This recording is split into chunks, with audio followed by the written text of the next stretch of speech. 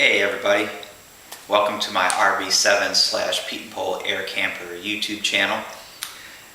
I've been trying to make this intro video now for probably a half hour, and I'm going to try to keep this short and sweet and to the point. The reason I'm making these videos is because one, I like to build, and two, I really enjoy helping other people.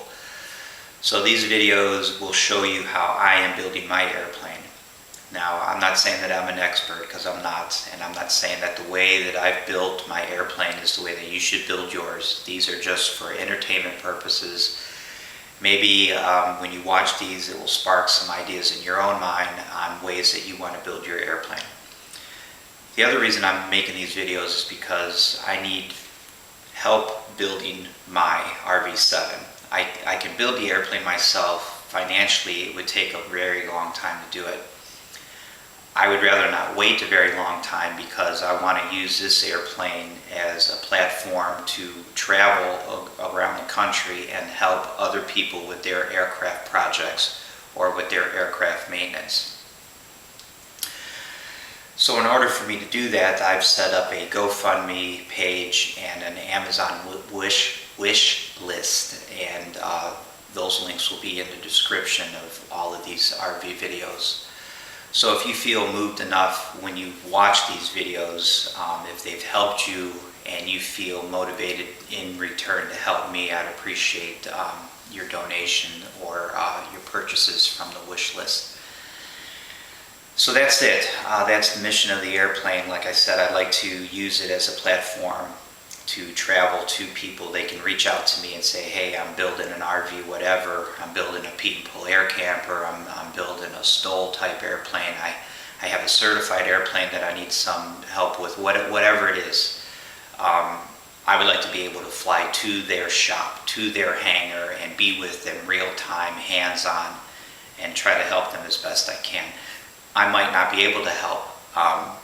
Maybe I show up and the only thing that I can do is help you move a wing from one side of the shop to the other.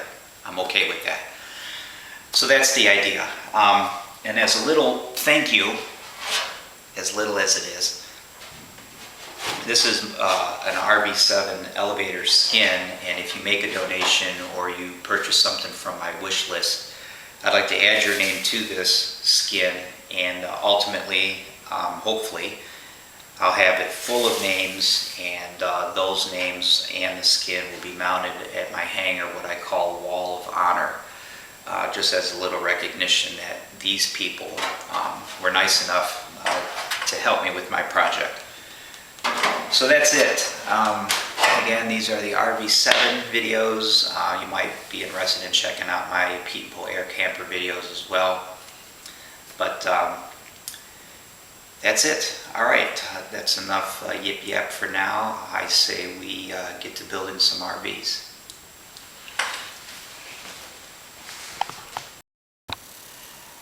So now I'm starting to fit the filler cap flange to the fuel tank. What I do is I'll install the cap onto the flange, and then I'll fit the flange from the back side so that the cap area is roughly centered in the hole opening, so it's not down or up or whatever, it's centered.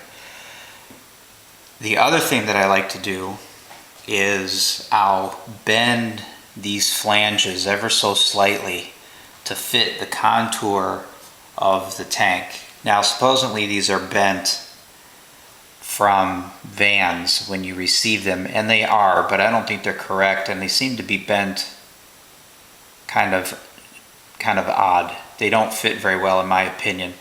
The left wing tank was the same way.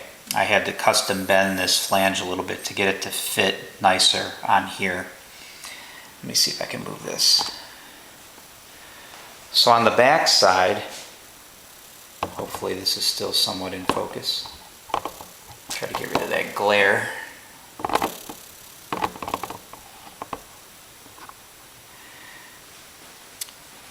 So on the back side, I just fit this. I'll spin this around and bend it and spin it around. You can see like here. I mean, that's just horrible. But when I spin it around and get it to where it lays the best, I mark a couple of 3 lines on the back just so I can get it clocked in the same position. So now with it clocked that way, let me grab this. And again, hopefully this is still in focus. So now I have my clocking correct, and I can look at it from this point of view and make sure that this is still centered on the hole. I look in the back, make sure my clocking is still good, check the front, make sure that it's still in position, centered on the hole. Once I have done that and I'm happy with it, I take a small fine point Sharpie, and I'll just mark one of these holes. I don't use a drill bit because this is a little too wobbly. There's too much going on with making sure things are correct. So once I have it locked down, it's easier just to take a marker through one of these holes and mark. I've already done that, and I doubt that this will show up, but there is a very tiny little black mark right there. So I'll go ahead and I'll take my center punch and I'll punch that. I'll drill it with a super small drill bit, and then I'll follow that up with the appropriate size drill bit for this size hole. And I'll come back and cleco it, reclock it, reposition it, and start working my way around. So let me drill this little hole first, and then I'll get back to the rest of it. Okay, there's the hole. I don't know if that shows up, but there's a hole right here. And that is actually a number 42 drill. It's still undersized. It's about the same size as these pre-punched holes from Vans, but it's not to the proper size because when I get it all in, I want to match drill everything to the proper size. So I still want to leave these holes a little bit small. So this is a number 42 drill. Let me get my clecos. Alright, I've got a handful of clecos I'll put right here. And I will go ahead and line up my alignment marks and then find the hole.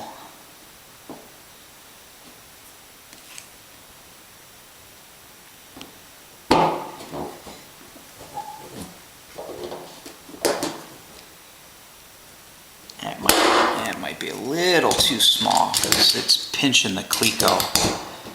Let me try a different cleco. That one's got some fuel tank sealant on it. Let me find a clean one. Alright, let me try that. So let me make sure this is clocked, lining up my lines. Here's the hole. Yeah, it might be a little, that hole might be a little too small.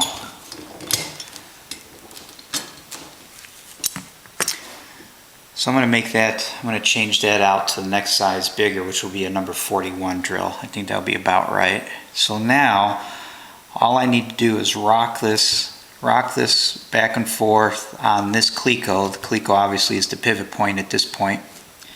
And I just get this located exactly where I want it. I get that as perfectly centered as I can.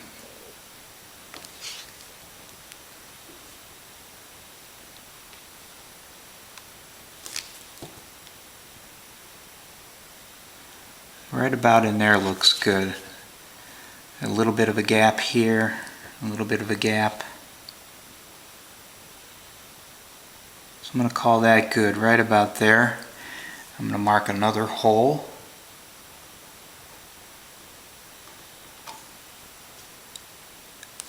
I think that worked.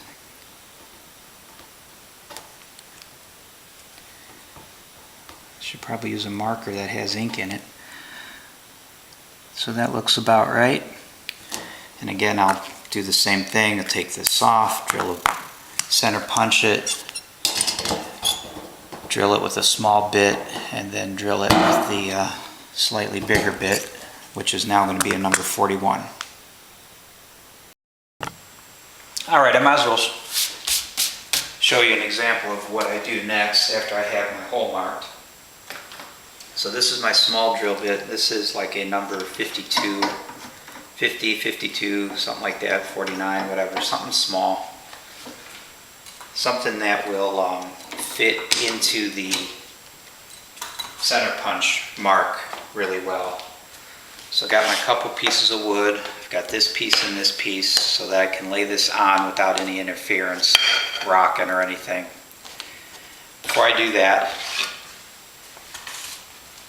put it on a nice firm hard surface. Put on my magnifying glasses so I can find the exact spot.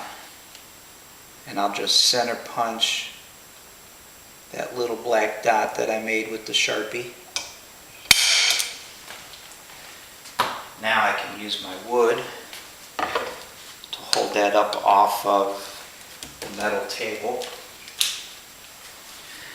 I'm still going to use my magnifying glasses again so I can make sure that this small drill bit finds that center punch just exactly right. Hands out of the way of the camera.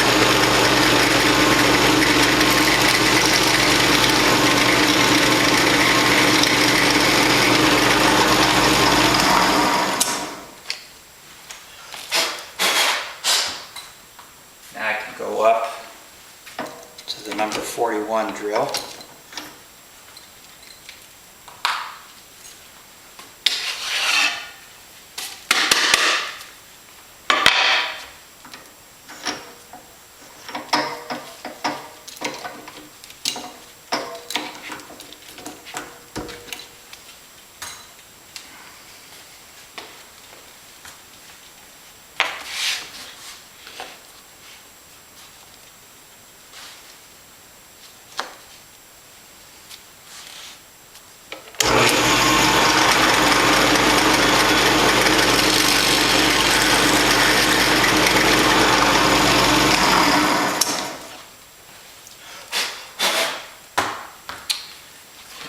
So that's number 41. Do a quick little deburr on these holes.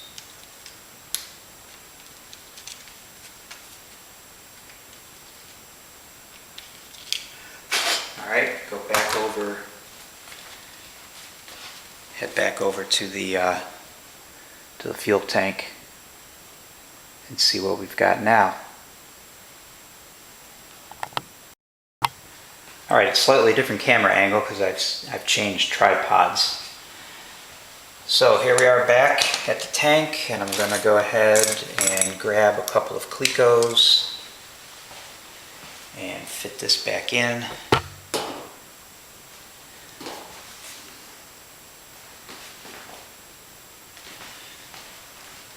Line up my marks on the back side. It makes it a little bit easier to find these holes. Still a little tight, but that's alright, as long as it holds it in place. So there's one hole, there's two. Actually, this is the hole that I just drilled with the number 41, and it fits really nice. This one I forgot to enlarge. This one is still a little too small, so I have to make sure that I drill this one out a little bit. So there it is. That looks pretty good there. And when I look on the back side, this flange is fitting quite nicely to the skin. So now it's just a matter of drilling these other holes. At this point, I'm trying to think of what I did on the other tank. I don't recall. But the flange on the back side here is pretty thick aluminum. And of course, you know that the skin is really thin. I'm a little leery about match drilling right through these holes because this skin is so thin, and the flange being thicker, the drill bit can still kind of wander and make these holes in the skin larger than they need to be. If it was the other way around, if I was using the fat metal as a guide to drill through the thinner aluminum, I would do that. But this is backwards. This is thin aluminum, using it as a drill guide to drill through something that's thicker and heavier. I don't like to do that. So what I'm going to do is I'm just going to go ahead and mark. I guess I'll go ahead and do all of these.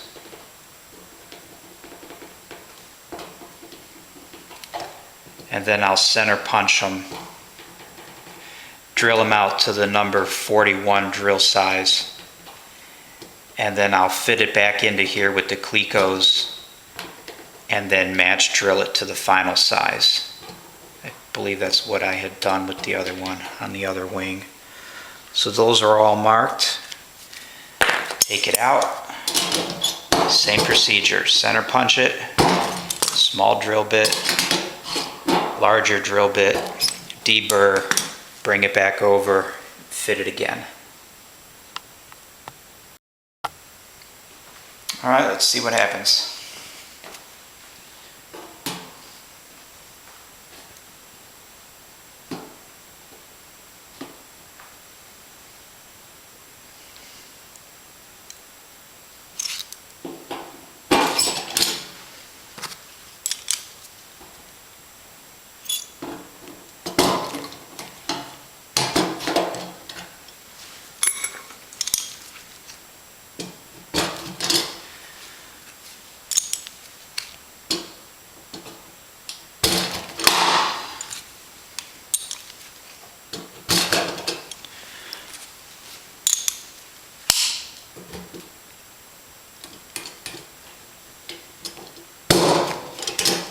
Some of these are a little snug.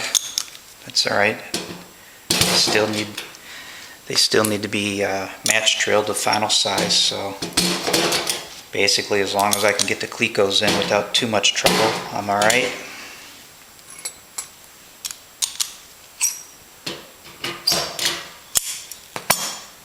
And there it is. That looks pretty good. The cap looks nicely centered on the hole. And then, let's see if I can move this camera without making a big deal out of it. Let me see. And then if you come around to the back side, you can see how that fit looks. It's not perfect, but again, these are just clecos. When this gets riveted, it will draw that up nice and tight.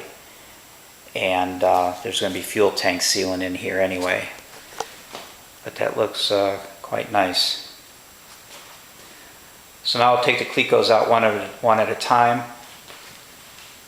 Final drill each and every one of these to the proper number 40 drill bit. Take it off and deburr the holes, and also do my edge finishing on the flange itself. And that's that. That's how I do my fuel flanges on each tank. So here's the finished product that's been match drilled, and obviously I moved the fuel cap so it's more upright and in the correct orientation, just for laughs, I guess. And so there it is. That's match drilled. You can see the cap is nicely centered in the hole. And since I've match drilled the holes, the clecos fit better. And it actually drew the flange even tighter along the skin. So that actually fits better than it did a moment ago. And like I said, that's just with clecos. When it's actually got fuel tank sealant around it and it's riveted, it will be absolutely perfect. All right. So of course, at some point, I don't know when I'll get to it, but I will get some footage because the skin will be dimpled for the flathead flush rivets on this side. So this flange then on the forward front edge here will have to be machine countersunk to fit the dimples in the skin. And I'll get some footage of that as well. But for now, that's going to be it for the night for me, and I'll see what comes next in the instructions and or whatever I'm in the mood to tackle. Hey everybody, it's me again. I just wanted to say thanks for checking out my video. And like I said in the intro, if you find these videos helpful and useful and you're moved enough to want to in return help me with my project, my GoFundMe link and my Amazon wish list link is in the description of each of these videos. And again, if you do make a donation or a purchase, I'll add your name to this elevator skin and it will be displayed on my wall of honor at my hangar. So that's it. Thanks for coming by. I really do appreciate the donations, and hopefully when this aircraft is finished, we can meet in person and I will be able to help you or anybody else who needs help with their project, and we'll see what happens. All right, thanks again, and we'll see you in the next video.